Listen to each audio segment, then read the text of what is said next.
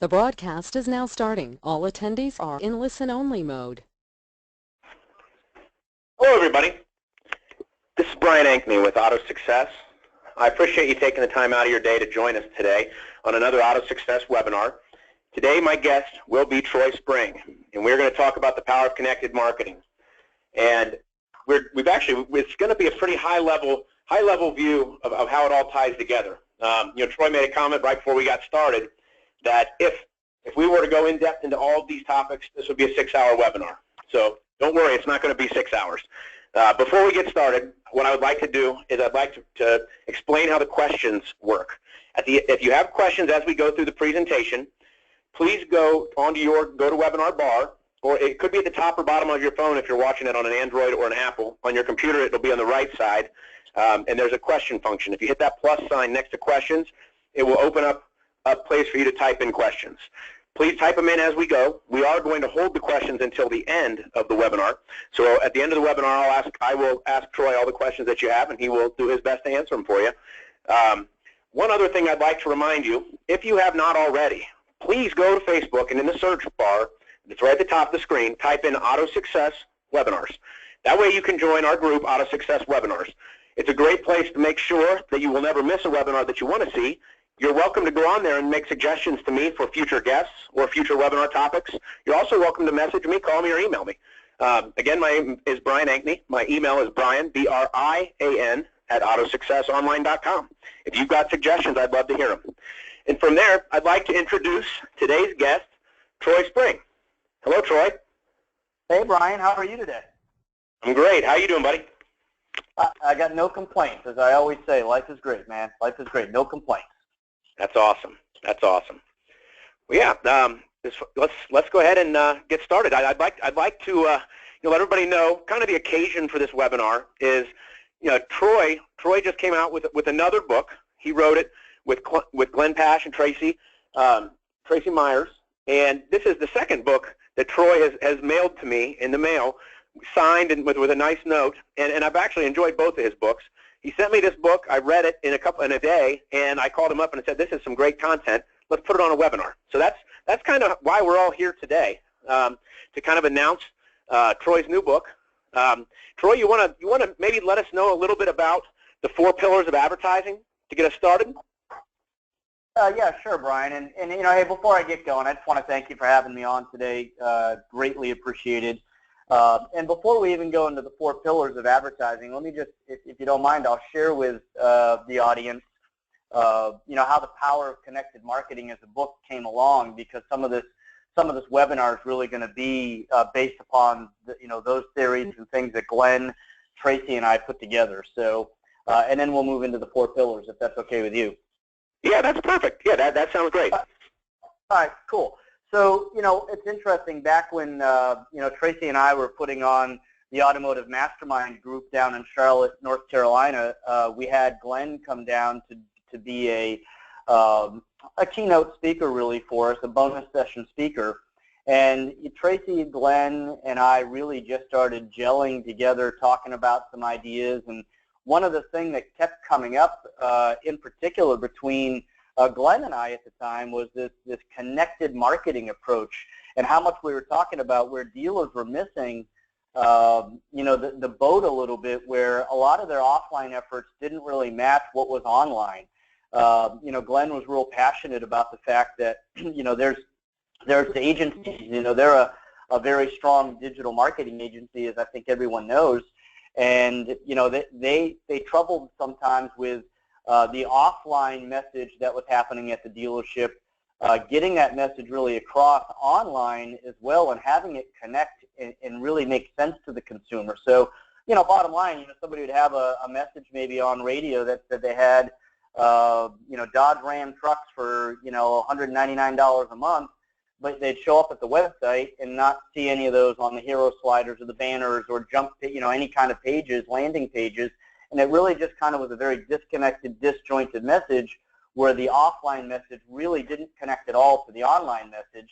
And so the bottom line was, this, as we started talking to dealers about this, we found that it's kind of a pretty big epidemic, and that's where the writing of that book came along. And for what it's worth, we'll get to this a little later, but my good buddy Tracy Myers does this power of connected marketing by accident, and he does it, maybe not by accident, but he does it better than anybody else I've ever seen. So we'll get to that a little bit later.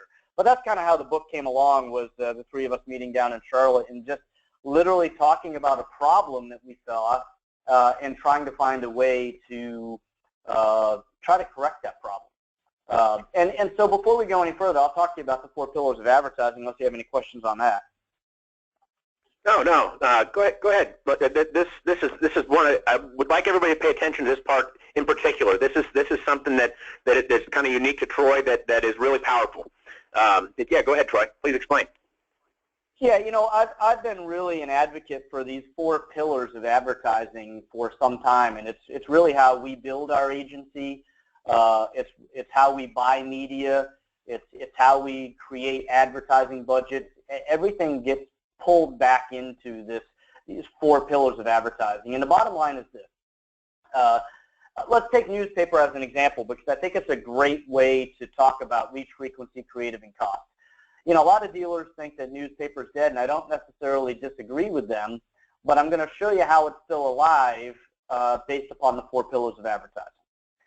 If you could buy the back page of the newspaper 7 days in a row, 14 days in a row if it's an everyday paper, and you had a great agency or a great in-house person creativity-wise that could put together a powerful message, it related the offers well, it got the branding of the store across, the whole 9 yards. What you'd have is, let's say in a town with a circulation of 50,000 newspapers, you still got 50,000 in reach. And then that frequency would be that you're there every Saturday or every day or every Thursday, Friday, Saturday, however you wanted that frequency. If you could continue and get a deal with a newspaper that you were able to continue to do that, you would now have frequency. And then because you had a strong creative message, you've kind of handled the creative part. Here's where newspaper falls apart. And I use this as an example because most people would say, yeah, newspaper's dead. But what if that back page only cost $10? What if that back page cost $100? What if that back page only cost $500 in a market that had 100,000 in reach in circulation?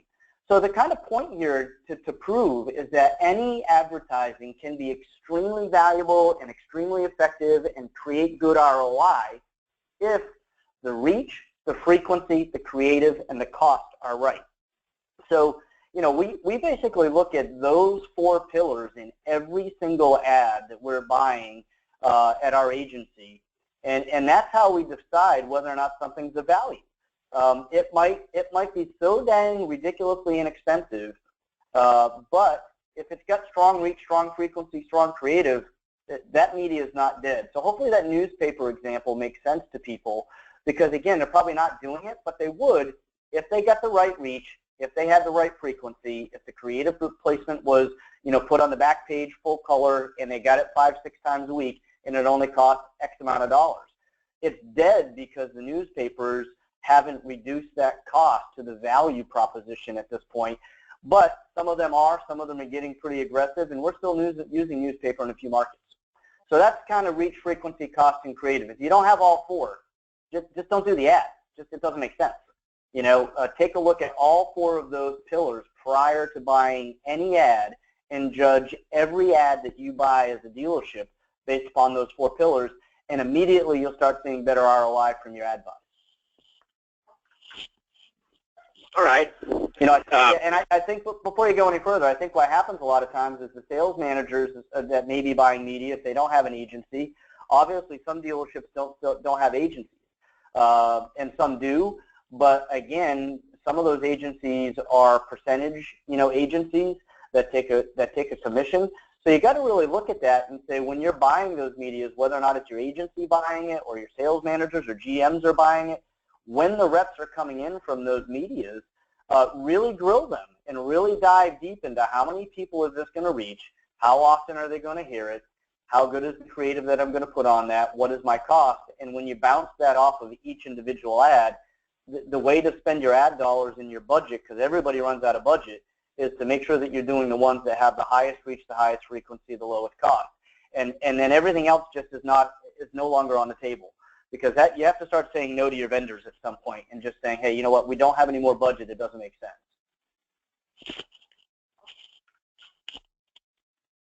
All right. Let's move on to this Geico Gecko here, Troy. Tell us about this. Yeah, you know what? We see a very large shift right now. I think everybody does. That online media is really where a good portion of advertising dollars are going. It's no secret that my agency does online advertising, but we really started as an offline agency, and it's kind of where my heart is. We're still doing lots and lots of offline marketing.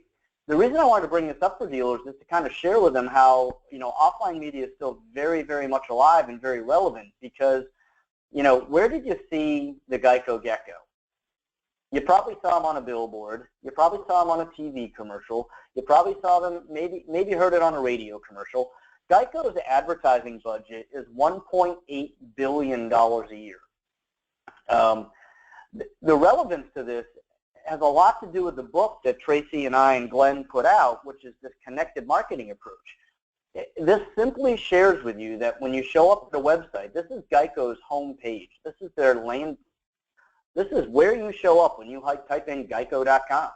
All you see is their branding. It's the power of connected marketing. I know and expect that I'm going to see that lizard, that gecko. And when I do, I kind of feel comfortable and I feel connected, and I know I'm at the right place, and I know I'm on geico.com. And the other part of this is I think you've got to kind of look at what their connection here is. They've already got you to their website. They don't really need to sell you a whole lot on more who they are. It's basically, what do I want? Relevance right now is extremely important to consumers. They just want to get to a website and get the relevant information that they want. So as you can see, Geico's laid out pretty well. We as an agency, and I think most dealers and or agencies should really take a look at this and say, hey, wait a minute, maybe this is how we ought to be doing things. Let's simplify it and make sure it's connected and just make sure it's extremely relevant. I'm sure that you've seen a lot of dealers' pages that are, pretty junked up with a lot of info, and we're trying to sell inventory, of course. But this is a perfect example of how $1.8 billion in ad dollars are spent to get you to go to a website and then to have that convert. So it's the offline dollars. And to give you an example, we don't have 5 more slides here, but I think we could go through this, and we could have TrueCar as a slide. Where did you hear of them? Television, more than likely. You didn't just type in something and see TrueCar come up in a paid search campaign. GoDaddy, probably saw that ad on an NFL game, maybe the Super Bowl commercial as an example. There's relevant large-scale corporations that really prove that the offline media pushes the online presence, and even all the way down into our industry with TrueCar and AutoTrader, quite frankly. AutoTrader's budget for television is insane. But that's how they get people to kind of plug in that direct hit to autotrader.com. And again, they're all really good examples of connected marketing at a very high level with these big corporations that I think need to move its way down into the middle-sized business like an auto dealership. All right. Here, Troy, right now we've got the Stevens Kia ad up. Why don't you tell us why this is an effective way to put an ad together? Yeah, just to show you how it does kind of move down into that tier of a middle-sized business like an auto dealership. This is a great client of ours. Jake is his name. He's the general manager. It's family-owned, Stephen Kia. Great guy. We started working with them about 3.5 years ago, and we've really been able to help them increase their business. But to show you just a connection here, the connection is this: on the radio, what we do for Jake on the radio is we've turned him into Jake the Car Man. We've given the store a brand. We've given the store an identity, a personality. And so, when you hear the radio ads, and of course we're on a webinar right now, we're not going to be playing a spot, but basically what you'd hear is Jake the Car Man's kind of a superhero, and he crunches credit, and he does, some stereotypical items that you'd expect out of automotive advertising, hitting the hooks of high trade values, credit hooks, low payment hooks. those kinds of things, as you can see here, right? These are some Facebook ads that what I'm kind of sharing with you is the connection. Again, I want to talk about that power of connected marketing. So the customer drives down the road and they hear this Jake the car man, Jake the car man, Jake the car man. He crunches credit, he does this, he does that, and wears crazy socks. And you know, Kia Souls are $168 a month. That's the hook in the ad. Well, when the customer goes to the website, if you fast forward here, I think 2 more slides here, what you'll see is, there you go, right there. So what you see is everything that we're doing from that level is to have the customer say, hey, guess what? I'm on their website. The ad that was on the radio was for $168 a month sold. It says that Jake the car man, this, that, oh, there's Jake the car man. So it becomes, if you really look at that Geico example, we did something similar there. We kind of stole, you know, or borrowed from a Berkshire Hathaway company, Geico, and did a white background, a very simplistic offer. Instead of having a gecko, we've got Jake there, and it all ties together from the radio to whether or not it's a remarketing campaign, to whether or not it's those Facebook ads that I just showed you. Everything that we do is a connected marketing message, so that the customer then even shows up at the dealership, and what do they plot? They show up and they meet Jake and they see a cardboard cutout of him, you know, so that it's all connected straight through, and there's no disconnect from the offline message to the online message that confuses the customer. That creates bounce rates. That creates people falling out of the funnel. That creates less trust from the customer. You know, imagine your 2 agencies aren't talking, and your offline media agency runs a $168 a month payment, but for some reason you have 2 separate agencies. You have an offline, you know, company doing your radio spots, your television spots, maybe billboards, etc. And then you've got an online agency, and you know how hard it is to get those 2 to talk together. They're just not connected. Then what you have is, you know, you may show up online and find that the Kia Soul's $199 a month because that's the offer the sales manager gave to the digital ad agency, and then it loses that connection. So if you had looked at those, you'd say, hey, the radio spot said $168 a month for the Soul. I was on Facebook scrolling through my wall or my feed, and I saw that I can do the same exact thing, and I saw the picture of Jake the car man. I clicked it. I got on site. I see Jake the car man. It's everything is connected through that marketing channel, and that's an example of how to take it to the dealership level. Not saying that not any dealerships are doing that, but I really do think if people are honest with themselves and they get out there and they start searching, a very high percentage of dealers do not have that connection. All right. Tell us about this ABC Motors Facebook post you've got here, Troy. What makes this so effective? Okay, number one, this is an actual ad for one of our clients. They happen to be out of town. I didn't get their permission to use it, so I kind of blurred some things out. But this is an actual ad that we run for them, and I thought it would be interesting to show versus using the character with Jake, just how powerful a message can be. You know, even if you don't have a mascot, even if you don't have a crazy personality in your showroom, you know, or in your business, you know, the offer can just be incredibly good. And so what I'm going to show here is, you know, another example of connected marketing. We do a lot of direct mail for this customer. That $99 a month Ram Crew Cab 4x4 is a very staple item in all of the direct mail that we do. So now a customer, again, hears it on the radio. They maybe get it in their mailbox. It's a very similar picture, similar font, similar everything. It's connected. So now again, if you go to the next slide, I think what you'll see is, you know, the landing page for that. And again, this is blurred out a little bit just because I didn't have their approval to use this. I'm sure he would have given it, but I didn't want to do it without his okay. So we ABC motored it.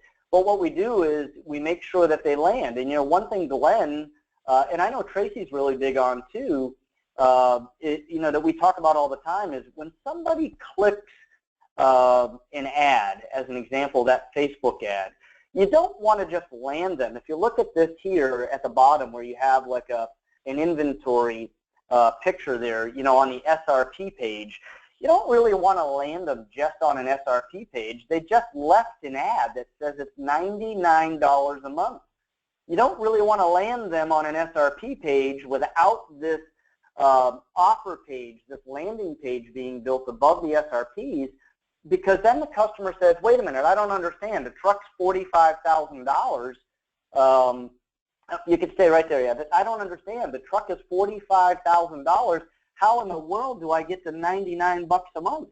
Interestingly enough, this doesn't really have to do with connected marketing, but I want to share this. This is important. This particular client orders trucks exactly in a particular way that he knows that he can get to $99 a month on a lease with just like 2,900 bucks down. It is not $8,000 down.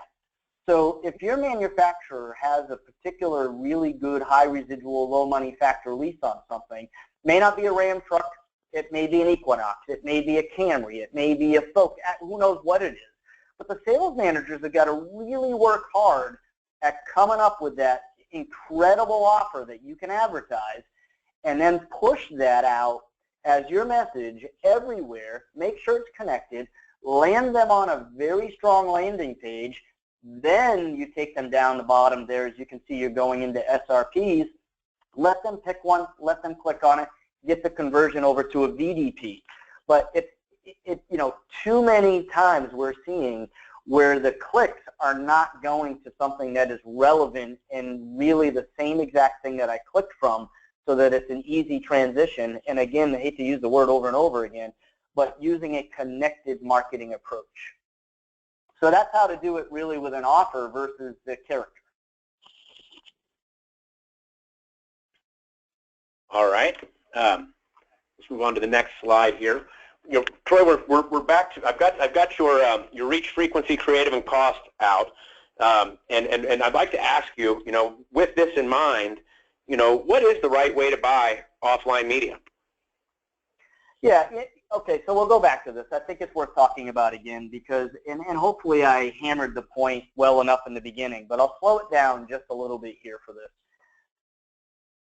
By the way, I'm not plugging the book. For anybody that knows, books are not a profitable business unless you're selling millions and millions and millions of copies, and I'm sure Glenn and Tracy don't mind me saying that. But there's a chapter in that book, Power Connected Marketing, that really dissects this like crazy.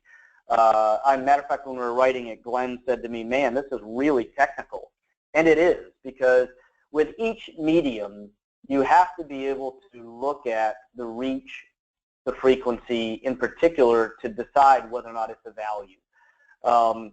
I'll give a couple of really quick tips here. Again, I don't want to have a 6-hour webinar, but let's use frequency as an example. Frequency is one of the most important ones here, because if the customer only hears the spot once, i.e. a Super Bowl ad, and they never see it again, it doesn't really have a chance to be hardwired into their head, even though it was played during the Super Bowl, because the reach was, 30 million people that saw the ad, but they didn't see it enough times over and over and over and over and over again in order for that particular message, i.e. I can buy a $99 Ram down at ABC Motors or a 168 Soul at Stephen Kia. You've got to get to a point where that frequency hardwires that offer into the consumer's brain. And if you do, at some point, you've just trained them to say, hey, I don't need to hear the ad. I know that I can go to the dealership, and whatever that push is, whether or not it's a credit message and you can get approved, whether or not it's a $99 Ram, it doesn't matter what that message is. It matters that they hear it over and over and over again to the point where it's just really hardwired into their head. So I caution dealers that when they're buying media, don't just look at the reach. You've got to look at, are you hitting that person 6, 7, 8 times a week with the frequency? Because that's what it really takes to hardwire that into their heads. And to give them another takeaway, if they're buying radio and or television, don't lump those two together. Radio and TV, though they're both electronic media, are both very difficult to buy, but you can't buy them the same way. A quick example would be in your car, you have 5 or 6 preset stations. And yes, some people stream, and yes, some people are using Pandora, and yes, some people are on XM or satellite radio. but the bulk of the public is still using terrestrial radio, Q102, 99.9 The Hawk, those kinds of stations. And they're preset into their cars. And you're not going to get everybody any one particular place anyways, but there's a lot of people that are in their cars listening to terrestrial radio, the local radio stations, and they've only got 4 or 5 or maybe 6 choices. So that's what they're pre-tuned into. And if you're on all 6 of those stations, you're going to get a pretty hefty part of that town in reach.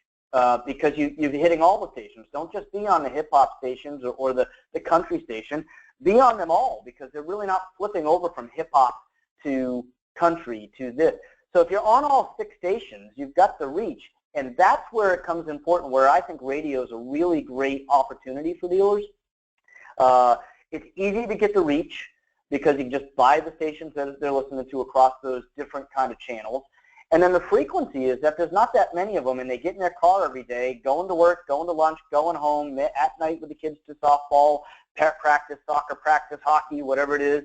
And guess what? They hear the spot over and over and over and over again because they're not channel surfing like television.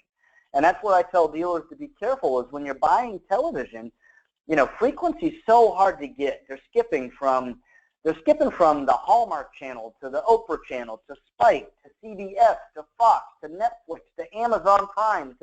It's so hard to get frequency on television. There are some tricks to the trade. People are welcome to reach out to me. I'm glad to help them, for free, even kind of share with them, some of the tricks to the trade to get frequency on television. But, if you look at those things, when you're buying media, really make sure that you're getting all 4 of these things in line, because there's normally one of them that's very hard to get. And sometimes that's cost and sometimes it's frequency. Reach and creative are relatively easy. You can always buy enough of something, and then creative-wise, as long as you have a good creative, those are relatively easy. So be careful with frequency and be careful with cost. Troy, this is not directly towards this topic, but you had mentioned to me one time that it's an effective strategy to say, like on radio, if you're going to do radio, be that dealership that really owns the radio. Do you mind to touch on that a little bit? Yeah, no problem at all. I mean, that's a whole different conversation, but I'm glad to throw it in here. As an agency, our philosophy is to dominate. As a matter of fact, one of our websites that we operate is dominantdealer.com. I mean, because it's really about dominating. One of the biggest things that we see a dealer do, I guess the right word is wrong. I hate to go that deep. It's a pretty powerful word, but is their ad budgets are spread so thin. They've got $6,200 on radio. They've got $11,000 on television. They've got a little bit of money here. They're dabbling in paper still for $2,000 a month. They're a little bit of money there. They're a little money here. They're, they get hit with every online strategy there is, and they're members of all these different things. And so to really make a very quick point here, one of our first strategies with the dealer is we go in and rip that ad budget apart, take out everything that we think isn't really providing a lot of punch, and lands in that little bit of so what, like, hey, I spent $2,500 here, that's all it costs. And we take all those things out of the budget, and then in particular, let's say they are a radio market. I just kind of shared with you how much I think it's easy to get reach frequency creative there, and the cost is normally good. It's a great way to put those 4 pillars of advertising to work, and we just dominate that radio market, and you can't get away from it. So instead of spending $2,500 someplace where nobody's going to come in and tell you they heard your ad, and then $2,500 someplace else where nobody's coming in and telling you they heard your ad, where you're doing things that you're not doing enough to get the frequency, to get that reach, take it out of the budget, stop doing it, pool all the money together, and then go hit a medium, whether or not it's television, whether or not it's a digital strategy, whether or not it's radio, whether or not it's direct mail. It doesn't have to be one particular thing. It could be whatever works for that dealership the best. But what our strategy is with that dealer is to say, let's own that space. I mean, own it. And then you're going to see results from that. That's where you truly start to see ROI. Spreading the budget too thin and doing a bunch of things that don't really necessarily have punch, you're going to sit on the showroom floor and you're going to say to yourself, well, I don't know what's working. I want to see a dealer spend enough money on something that they can quantifiably say, it's working, we own this space, we dominate this space, and we're getting traffic from it. All right, let's move to the next slide here. With this one, Troy, would you share with us? And this is actually one of the questions that we used in our webinar advertising. Is what's how can a dealership get better ROI online? Well, I'll tell you again. I know that these things are hard to do with with multiple people, but I would have loved to have had either Glenn Pash for this slide or even Jeremy, our VP of Digital Marketing, to talk about this. But I'll share with you my quick thoughts and what we talk with dealers about.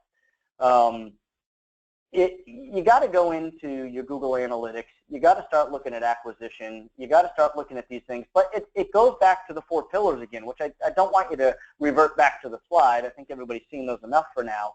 But it really boils down to the same strategy online as we are talking about for offline. What is your reach? These are the analytics of one of our clients that we just pulled very quickly today to show you. And one of the interesting parts about this is you can look at their #1 source and medium of acquisition, for sessions in their website right now is Facebook. There's a lot of dealers maybe, on the call right now, on the webinar that say, yeah, no kidding, Troy, we do that too. But you'd be amazed how many dealers are missing that. That Facebook is a pretty strong way right now to get some sessions and some acquisitions, and for a very strong ROI. It's very inexpensive to do. But if you're not looking at these things and you're not saying, well, hey, I think this dealer that we're showing you right here only spent $1,500 on Facebook. But with a very strong strategy, with a very hyper-targeted audience, with a very strong message like that $99 RAM message, you can get a very powerful amount of clicks into the website.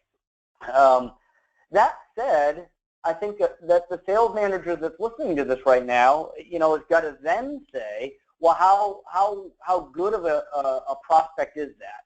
Why would I spend, let's say this dealer in Google cost per click advertising, CPC, #4, why would I spend, say, I don't know this dealer's budget, but let's say it's $4,000 because Google's cost per click is insanely more than Facebook's.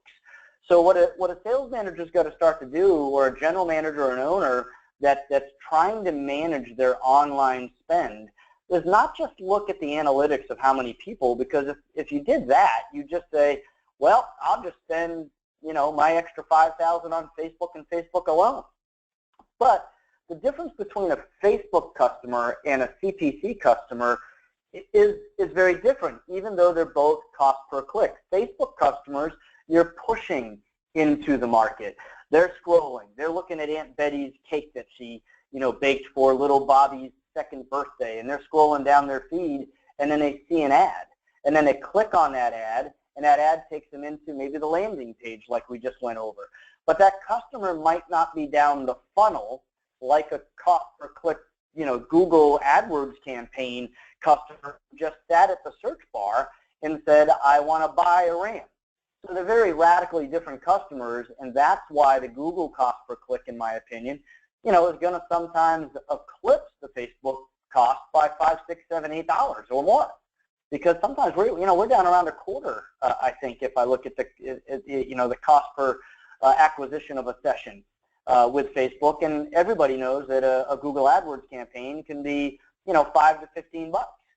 So it's really looking at the quality of the customer, the bounce rates of those customers, the analytics of that customer, and what the conversion rates are for those customers. And I'll give you an example down here. And I happen to know, as an example, like Glenn in PCG does a lot of work with lot links. That happens to be more than likely why this customer of ours is on lot links. That's a fantastic, in my opinion, platform for a dealer to look at, hey, this is going to show up in my source mediums, and it's $4 a click, and I'm getting pretty good amount of sessions from it. And so when you're looking at these things, you want to look at your top 10, top 12, and ask yourself, you know, as an example here, not to get long-winded, but notice Auto Trader doesn't show here. You know, but why? The Auto Trader reps are telling the sales managers, you know, hey, guess what? We're not really a lead generator. We're not going to show up as a source referral in your Google Analytics because we hold them in our site, and they're looking at our VDPs and our SRPs. So you kind of got to ask yourself then, maybe in not looking at this, you're looking at, you know, your lead gen, and you're asking your BDC department, hey, how many leads do I have from Auto Trader? Because I know I wrote them a check last month for $7 grand.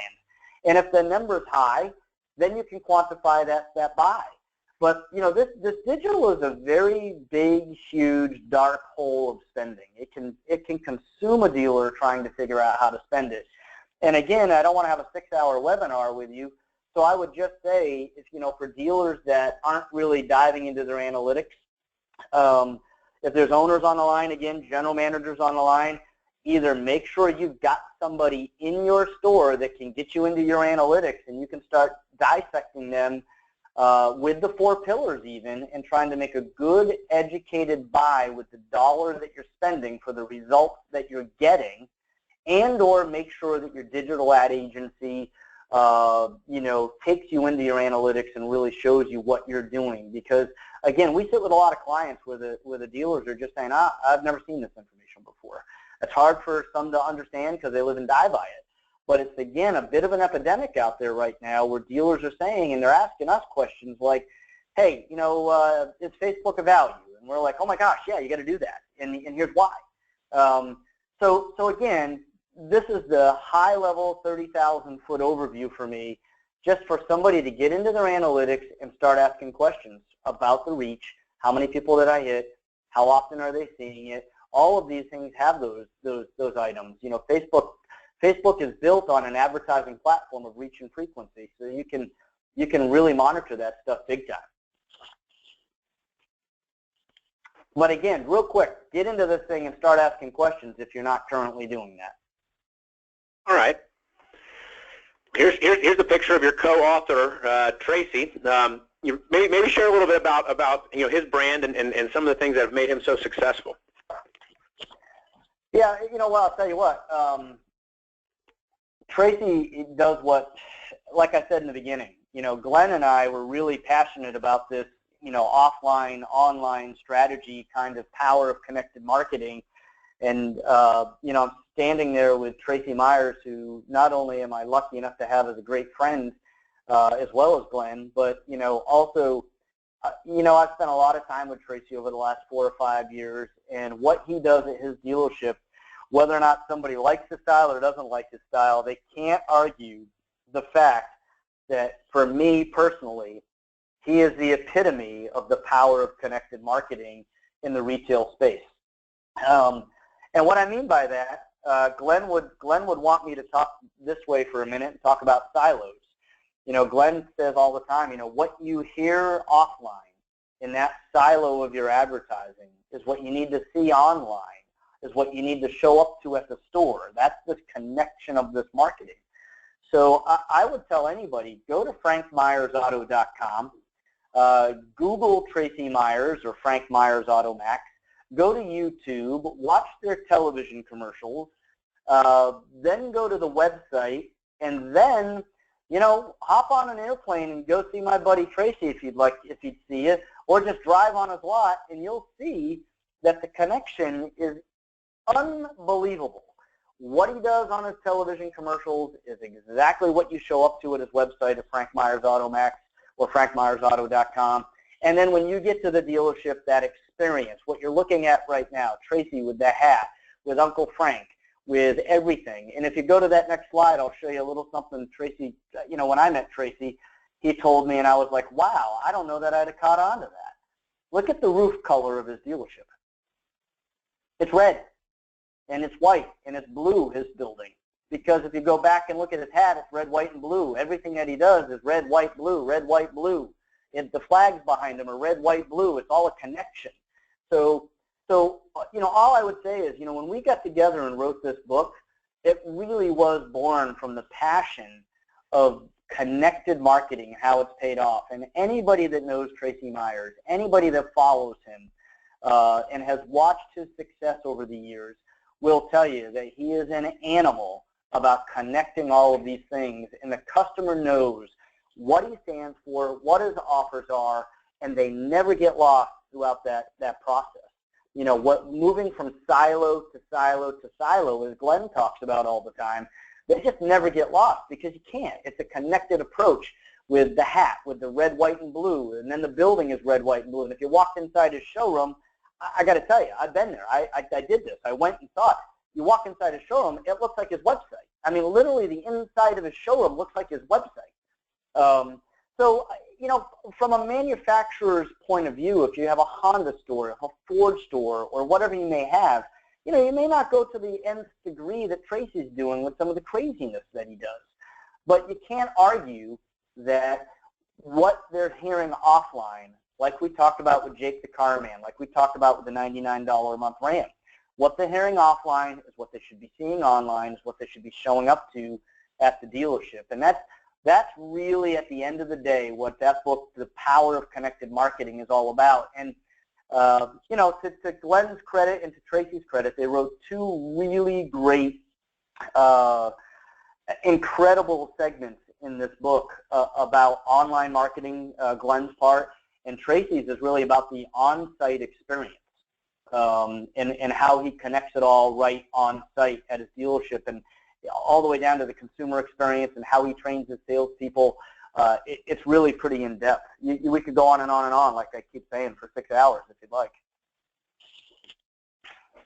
All right. Well, you know, the third question that we had used in the webinar advertising was, how do you tie it all together? I mean, you kind of just covered that. Is there anything else that you would like to add to that question, Troy? No, again, it just goes to the point, if somebody wanted to have a takeaway from this particular webinar, I would say it is, in fact, make sure what you're doing offline matches what you're doing online, matches what the customer shows up at. You know, and I'll give you a perfect example. There could be a sales manager on the call right now on the webinar that, you know, will really relate to this. Almost every dealership's done a mailer, and they've forgotten to tell the receptionist about what's going on. So the phone starts ringing, and the people are like, hey, I got the matching number, I got this, I got that, or I got this mailer, says I could get this much for my trade. And the receptionist starts saying things like, oh, I don't know anything about that. Hold on a second. There's a disconnect. It doesn't need to be a human being for that disconnect to happen. It doesn't need to be the receptionist that answered the phone that didn't know about the event. It might not be a mailer. It could be the $168 a month Kia offer. The receptionist should know about that. So when a customer says, hey, I heard your radio ad, or I was just online and I want to know more about this, how I get a Kia Soul for $168 a month. Again, it doesn't need to be a human being that breaks that, but we'll be the first ones to sit with the sales manager and the receptionist the second we know that there's a disconnect there.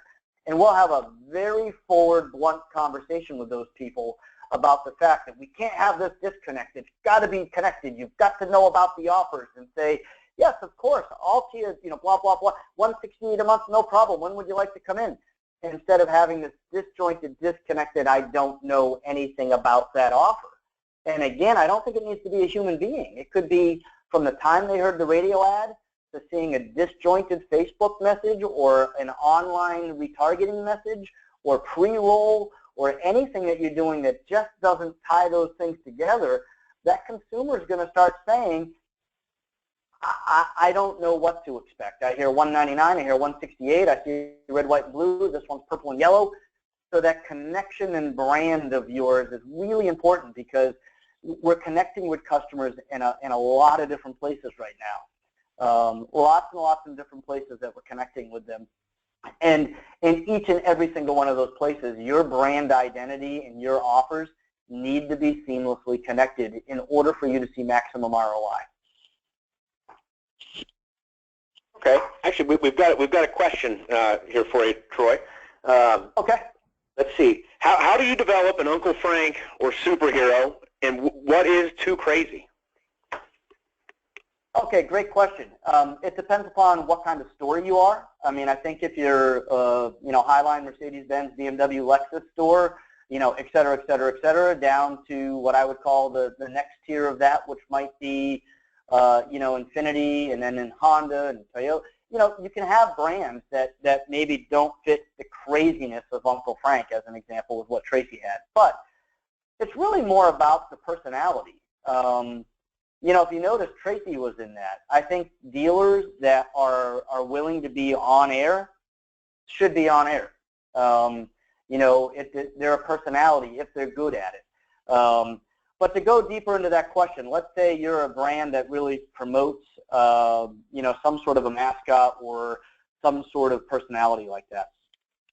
How I do it, quite frankly, is I sit down and I start looking at mascot costumes. I'll go to a mascot.com type of place, and I have the personality of the store in mind, and I know where their threshold is and what too crazy is. Maybe they're not going to do, a rhinoceros type of deal, but one guy that we use, quite a bit is a mascot that's a human being. We call him the boss.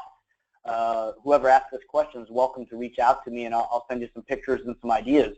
But it's because it's a parted hair, glasses wearing, suit wearing mascot, and we call him the boss. And the Toyota store that is the sister to that Kia store with Jake the Carman, their slogan is, Steven Toyota, where the boss says yes.